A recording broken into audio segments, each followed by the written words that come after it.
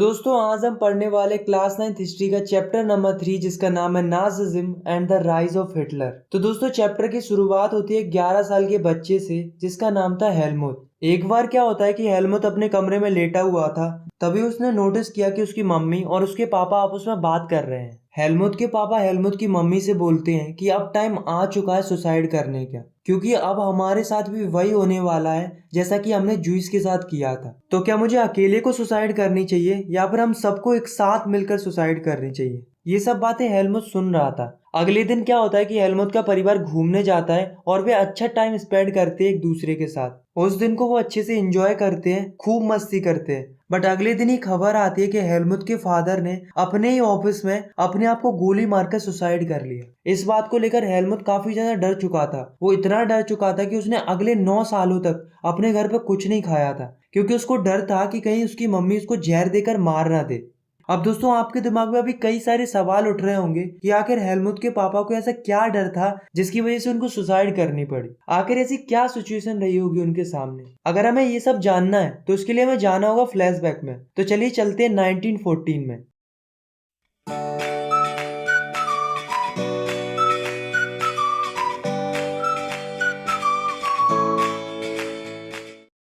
1914 में first world war start हुआ। इस वॉर में कई सारे देशों ने भाग लिया। वर्ल्ड वॉर फर्स्ट दो पावर्स के बीच में लड़ा गया। पहली थी अलाइड पावर्स और दूसरी थी सेंट्रल पावर्स।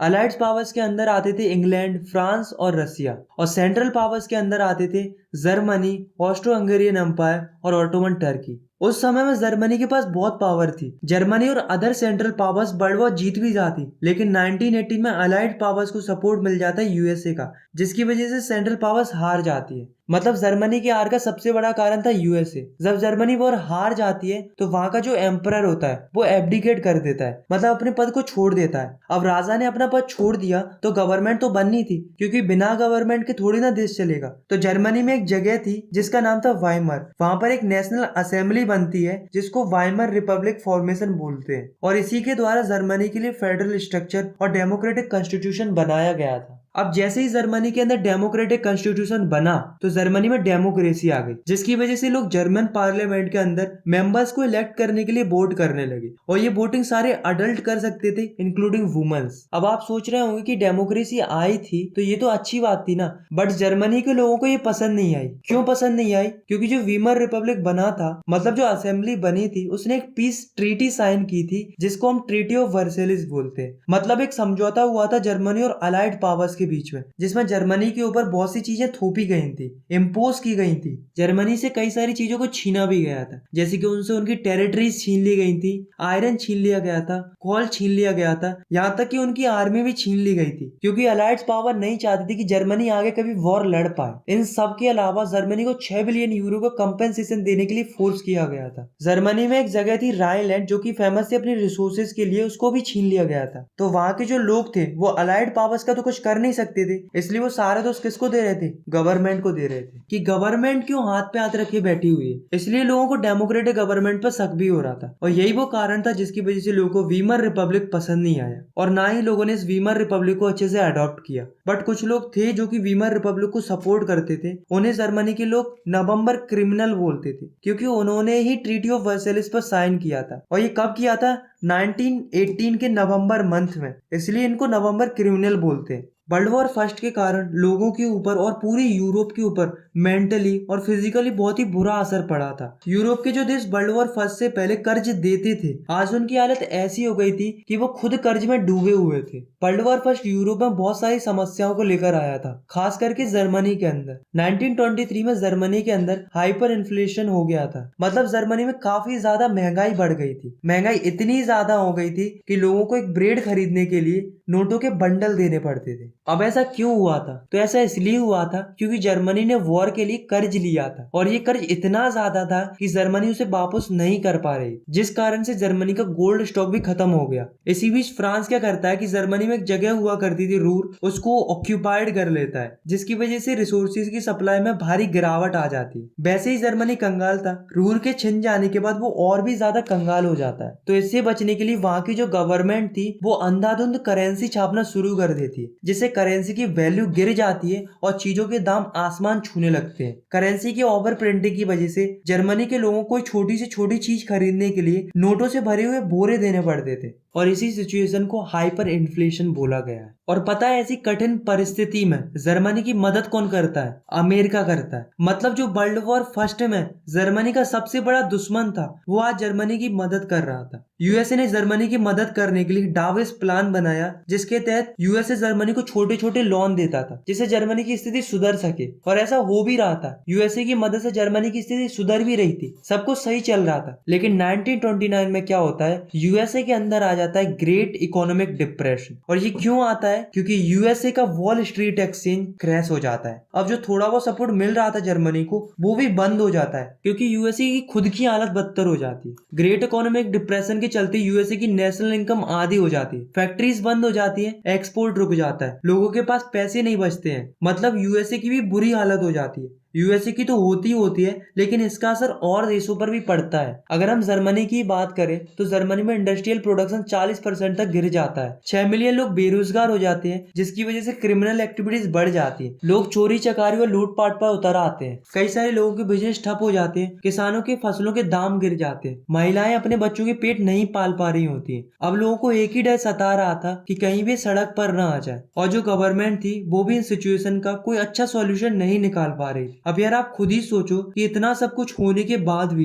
जनता गवर्नमेंट की रिस्पेक्ट करेगी नहीं ना। तो जो थोड़ा बहुत भरोसा था लोगों का गवर्नमेंट के प्रति, मतलब वीमर रिपब्लिक के प्रति, वो बिल्कुल ही खत्म हो जाता है। पूरा विश्वास ही उठ जाता है लोगों का वीमर रिपब्लिक से और यहीं से राइज होता है हिटलर का। तो चलिए हम हिटलर के बारे में डीप से पढ़ते हैं। तो हिटलर का जन्म 1889 में ऑस्ट्रिया में हुआ था। उसने अपना बचपन बहुत ही गरीबी स्थिति में गुजारा था। हिटलर ने वर्ल्ड वॉर फर्स्ट में जर्मन आर्मी को ज्वाइन कर लिया। उसके बाद उसने आर्मी में बहुत अच्छा काम किया। इनफैक्ट उसने कई सारे मेडल्स भी जीते। बट हिटलर को सबसे ज्यादा दुख तब होता है जब जर्मनी वर्ल्ड वॉर फर्स्ट हार जाती है। इसके अलावा जो ट्रीटी ऑफ वर्सेलिस आती है उससे तो हिटलर और भी ज्यादा फ्यूरियस हो जाता है। हिटलर जर्मनी के लिए बहुत कुछ करना चाहता था, इसलिए वो 1919 में एक पॉलिटिकल पार्टी को ज्वाइन कर लेता है जिसका नाम था जर्मन वर्कर्स पार्टी। धीरे धीरे हिटलर पार्टी का हेड बन जाता है और फिर वो उस पार्टी का नाम बदल देता है और कर देता है national socialist German workers party. और यही पार्टी बाद में जाकर नाजी पार्टी कहलाती है।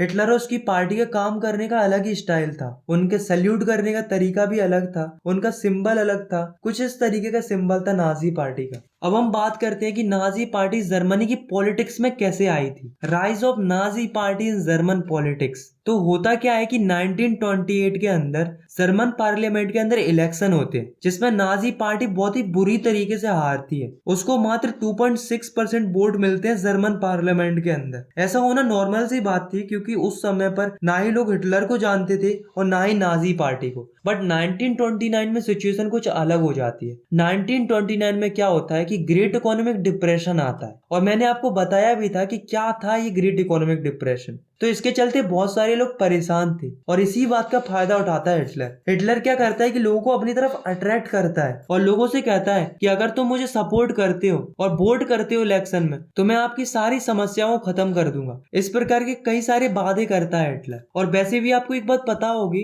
कि हिटलर बहुत ही पावरफुल स्पीकर था। वो इतना गजब का स्पीकर था कि वो अपनी बातों से लोगों को बहुत ही जल्दी इन्फ्लुएंस कर देता था और इस चीज का उसे फायदा भी मिला। फाइनली 1932 में नाजी पार्टी इलेक्शन जीत जाती है। उसे जर्मन पार्लियामेंट के अंदर 37% वोट मिलते हैं जिससे नाजी पार्टी मेजोरिटी में आ जाती है। तो हिटलर ने ऐसे कौन कौन से वादे किए थे जिनकी वजह से नाजी पार्टी इलेक्शन जीत पाई, चलिए देखते हैं। तो हिटलर ने लोगों से कहा था कि अगर मैं इलेक्शन जीतता हूँ तो मैं जर्मनी को एक स्ट्रॉन्ग नेशन बनाऊंगा। सेकंड, हिटलर ने कहा था कि मैं ट्रीटी ऑफ वर्सेलिस के प्रोविजंस को हटवा दूंगा। थर्ड, मैं हर एक इंडिविजुअल की डिग्निटी वापस दिलाऊंगा। फोर्थ, मैं जर्मनी के अंदर एम्प्लॉयमेंट लाऊंगा। फिफ्थ, मैं फॉरेन इंटरफेरेंस को रुकवा दूंगा। मतलब इतने सारे वादे कर दिए थे हिटलर ने और इन्हीं प्रोमिसेस की वजह से नाजी पार्टी इलेक्शन जीत पाई थी। इलेक्शन जीतने के बाद हिटलर ने कई सारी रैलीज की, पब्लिक मीटिंग्स की ताकि वो अपना सपोर्ट गैदर कर सके। धीरे धीरे हिटलर का सपोर्ट बढ़ता गया और हिटलर पावर में आ गया। 13 जनवरी 1933 को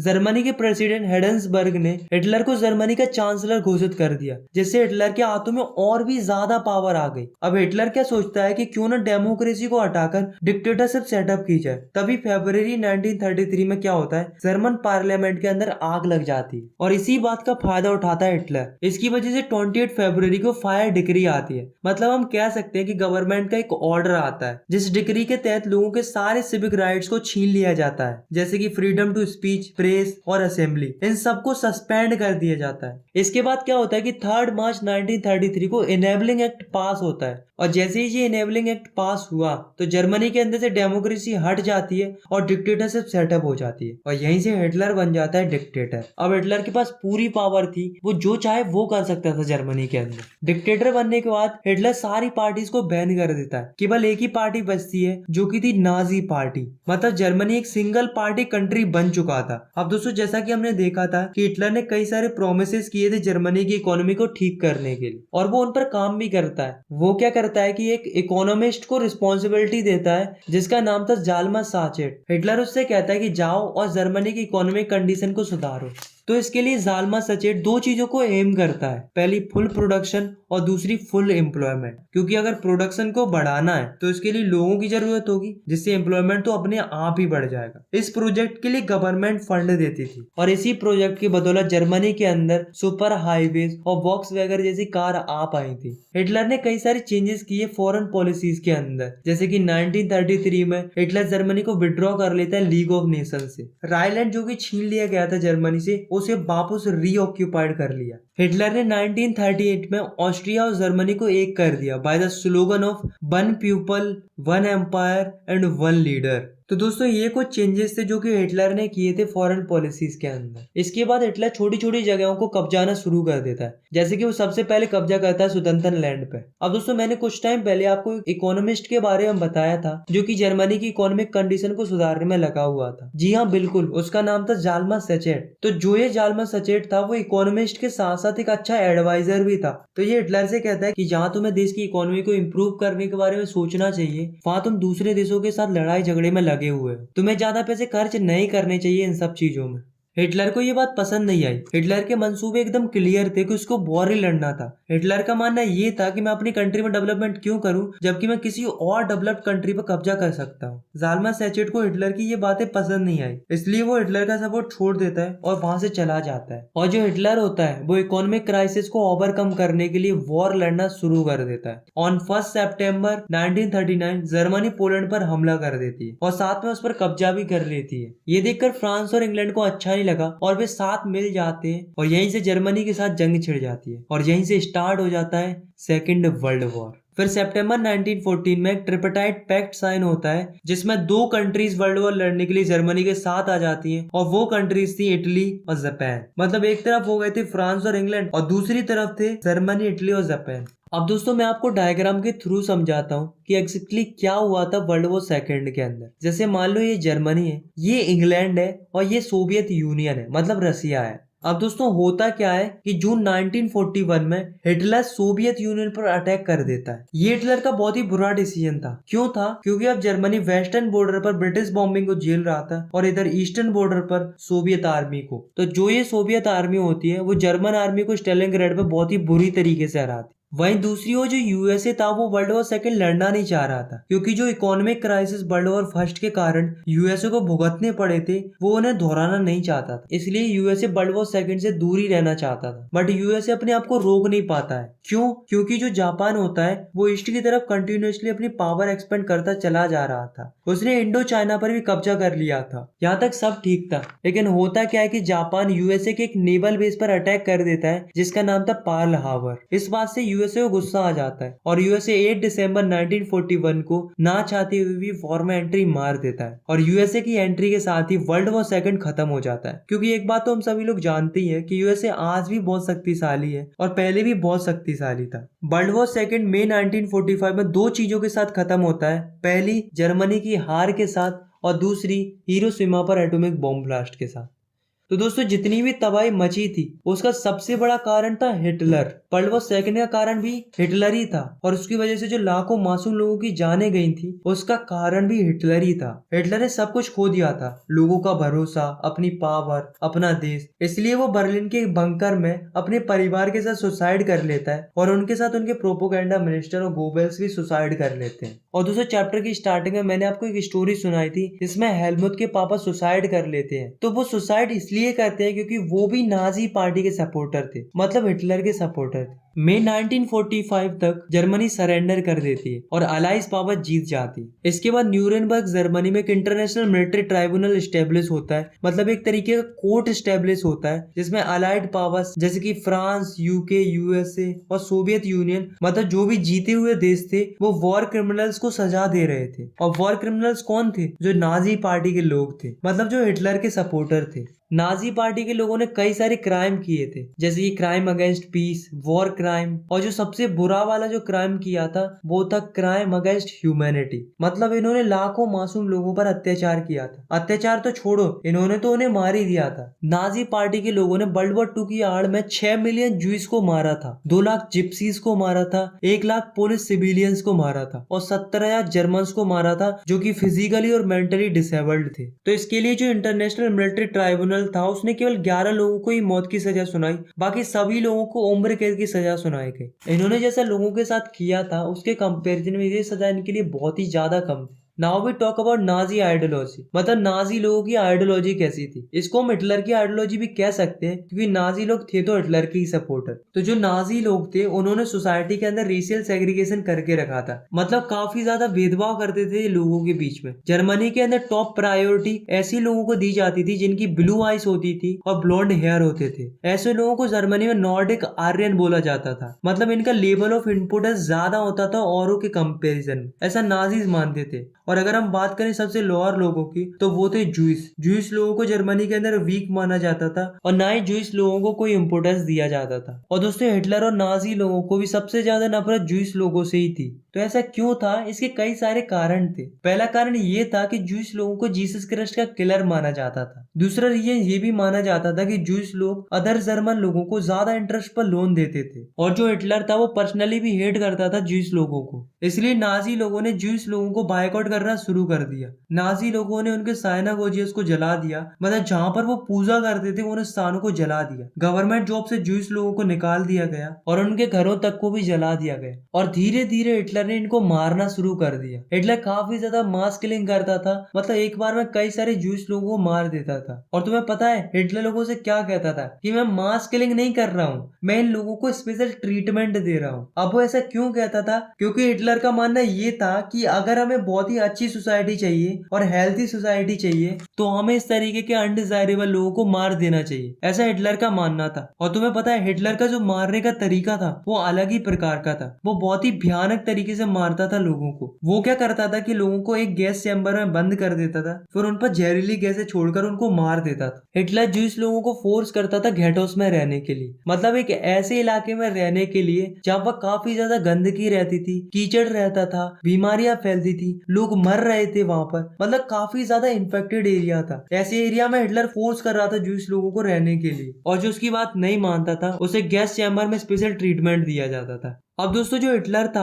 वो बच्चों को भी टारगेट करता था क्योंकि उसे पता था कि बच्चे फ्यूचर है इस कंट्री का। और हिटलर ये बात भी जानता था कि बच्चे किसी भी चीज को जल्दी अडॉप्ट कर लेते हैं एज कम्पेयर टू अदर। क्योंकि आप खुद ही सोचो कि बच्चों को अगर बचपन से यही सिखाया जाएगा कि हिटलर तुम्हारा भगवान है, तुम्हें उनकी पूजा करनी चाहिए, तो ऑब्वियस सी बात है कि वो बड़े होकर भी हिटलर को भगवान ही मानेगा। तो इसके लिए हिटलर सारे स्कूलों से ज्यूइश टीचर्स को हटवा देता है और बच्चों को भी सेग्रीगेट कर देता है, जिसमें ज्यूइश को अलग कर दिया जाता है और जर्मन्स को अलग कर दिया जाता है। अब ज्यूइश ना ही जर्मन्स के साथ खेल सकते थे और ना ही साथ में बैठ सकते थे, और बाद में ज्यूइश किड्स को स्कूलों से बाहर भी कर देता है। और सबसे इम्पोर्टेंट बात, हिटलर क्या करता है कि स्कूलों की किताबें ही बदलवा देता है। उन किताबों में केवल नाजी आइडियोलॉजी भरी पड़ी थी, जिससे भी बच्चों को नाजी आइडियोलॉजी सिखा सके। अब स्कूलों में यही सब सिखाया जा रहा था कि ज्यूइश को हेट करो, हिटलर और नाजी पार्टी को सपोर्ट करो, सल्यूट करो उनको और हमेशा लॉयल रहो उनके प्रति। इस तरह की बातें स्कूलों में सिखाई जाने लगी। इसके अलावा हिटलर कई सारी यूथ ऑर्गेनाइजेशन भी चलाता था जिससे जिससे वो किड्स के अलावा यूथ को भी टारगेट कर सके। अब हिटलर टारगेट कैसे करता था देखो,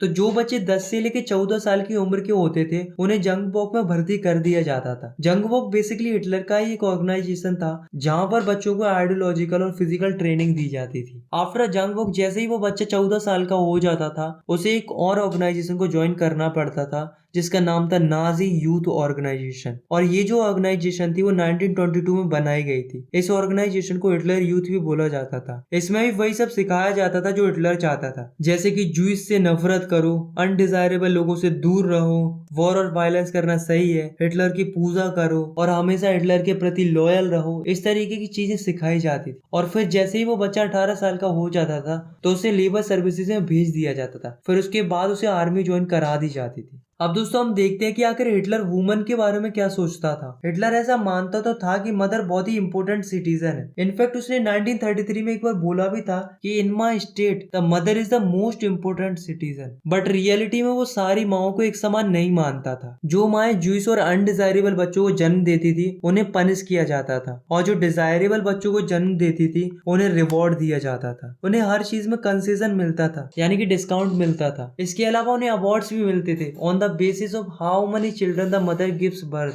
अगर कोई माँ 4 बच्चों को जन्म देती थी तो उन्हें ब्रॉन्ज क्रॉस मिलता था, और अगर कोई माँ 6 बच्चों को जन्म देती थी तो उन्हें सिल्वर क्रॉस मिलता था, और अगर कोई माँ 8 बच्चे या उससे ज्यादा बच्चों को जन्म देती थी तो उन्हें गोल्ड क्रॉस मिलता था। अब दोस्तों हम देखते हैं कि आखिर जर्मनी के लोग क्या सोचते थे नाजी पार्टी के बारे में और उनकी आइडियोलॉजी के बारे में। तो दोस्तों जर्मनी के अंदर ज्यादातर लोगों ने ऐसा मान लिया था कि नाजी आइडियोलॉजी अच्छी है, और वो भी जूस लोगों से नफरत करने लगे थे। बट कुछ लोग ऐसे भी थे जो नाजी आइडियोलॉजी से प्रभावित नहीं थे, उन्हें ये गलत लगती थी, बट वे कुछ कर नहीं पाते थे। ना ही वे प्रोटेस्ट कर सकते थे और ना ही वे आवाज उठा सकते थे, क्योंकि उन्हें डर था कि हिटलर उनका वही हाल करेगा जो जूस का होता आया है। नाजी लोगों ने मीडिया का काफी ज्यादा अच्छा इस्तेमाल किया था जूस के अगेंस्ट हेट्रेड फैलाने के लिए। नाजी लोग ऐसे पोस्टर बनवाते थे जिनमें जूस लोगों को ऐसा ईवल दिखाया जाता था। उन्होंने क्या कुछ नहीं किया था जूस लोगों को बुरा दिखाने के लिए। इनफैक्ट उन्होंने तो कई सारी फिल्म भी टेलीकास्ट करवाई जिससे जर्मनी के अंदर जूस के प्रति हेट्रेड और बढ़ जाए। ऐसी एक फिल्म थी जिसका नाम था एटर्नल जूस, जिसमें जूस लोगों को बहुत ही बुरा दिखाया गया था।